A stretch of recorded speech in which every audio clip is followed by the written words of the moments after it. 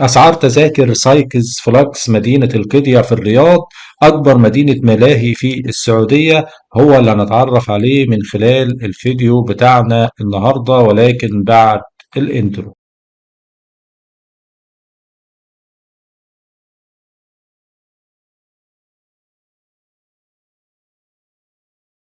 السلام عليكم ورحمة الله وبركاته، ازيكم؟ اخباركم ايه؟ ان شاء الله تكونوا بخير وفي افضل حال. اهلا بيكم في فيديو جديد على قناتكم، قناة اسعار تذاكر، واللي نتعرف من خلاله على اسعار تذاكر دخول سايكلز فلاجز مدينة القدية، اللي بتعد اكبر مدينة ملاهي في السعودية.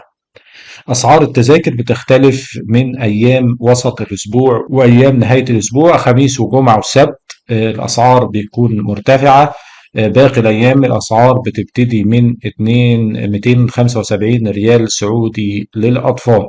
يبقى أسعار تذاكر الدخول هتكون في أيام وسط الأسبوع 275 ريال سعودي للأطفال حتى عمر من 4 أعوام حتى عمر 11 سنة، 325 ريال سعودي للزوار فوق 12 عام.